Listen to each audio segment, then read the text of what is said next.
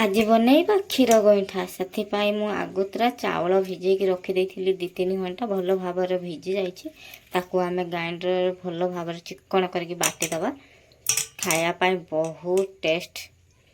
देखो मो ग्राइंडर नहीं जाइए भल भाव बाटीदबा भल भाव बाटीदबा। देखो केते सुंदर भाव ग्राइंडिंग हो जाउची। आम ये सबू आण को बाटिकी बाहर करदे गोटे जगह। देखो केते सुंदर भल भाव प्लेन है कि मु बाटिकी बाहर करदेली। एक भल भाव गोलेदबा आबे करेई बसैबा। करेई बसै देली करेई 2 चम्मच घी माने आगुरु थिला से घी आम यूज करदबा। आपण माने चाहिले अलग घी भी नहीं पारे।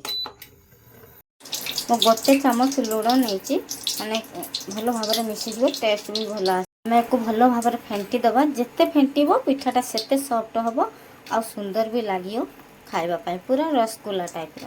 खली जंतिबा पाई मु एई कप रे 1 कप नहीं पानी भल भाव आम ताकू करेई रे गरम हो गलानी भल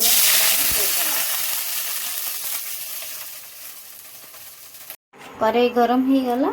आम एबे आण गुड़ा जो बाटिक रखिले ताकू दे देकी भल भाव ताकू जंती दबा।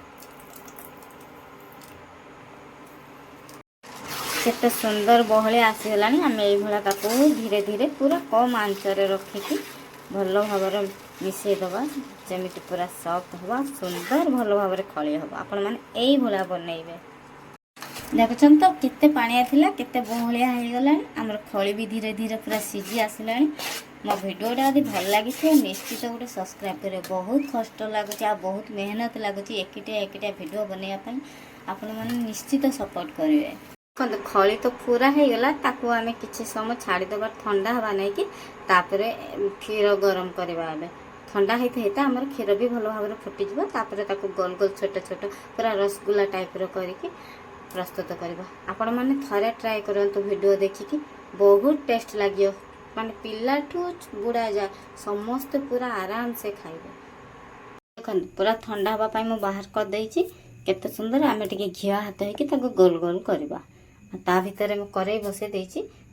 एबे क्षीर बा चावल नहीं पाए से मु 1 लिटर क्षीर आनी भल भाव क्षीर को देदेबा। क्षीरटा भल भाव फुटवा जाए छाड़ क्षीर तो फुटुची आम एक भल भाव टिके घिया हाथ होइकी भल भाव ये गोल गोल करदे पूरा राउंड राउंड छोट छोट जमी पूरा रसगुल्ला टाइप देखो तो ये पूरा रसगुल्ला टाइप सब गड़ीदबा।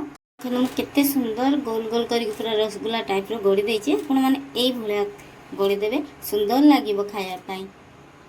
किछटा मु ए भलिया लंबा साइज रे कर देइछि माने सुंदर लागुथला बोली मु सेथि पई कर देली। आपण चाहिले भी 4 कोणिया भी बनैबा। क्षीर तो फुटी गलानी मु एक कप रे आधा कप नेइछि माने 100 ग्राम होबो चीनी कारण टिके मीठा न लागले भल लागिबोनी सेथि पई मु आधा कप नेइछि। आपण आपन हिसाब रे नेबे।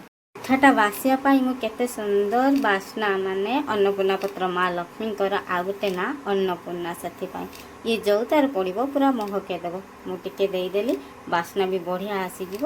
ता सांग को मु चीनी भी दे दउची चीनी भी ता सांग भल भाव मिसीज। केते सुंदर क्षीर फुटी गलानी केते सुंदर भी हो गलानी। आम जो पिठा को गड़ी थिले ताको आम गोटे गोटे करके छाड़ीबा सी भी क्षीर दियर पूरा सीझीज पूरा बहलिया आसीज।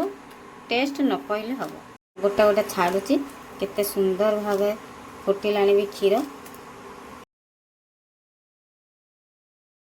एका थर के डायरेक्ट देदेबा गोटे गोटे पकेला बहुत टाइम लगे से केते सुंदर पिठा गुड़ा सीझी आसलानी।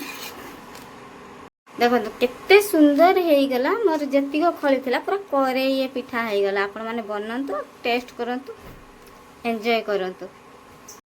पिठा आमर पूरा प्रस्तुत हो गला। देखो केते सुंदर होईची क्षीर भी पूरा बहलिया होईची पूरा सॉफ्ट होईची। देखो केते सुंदर होईची।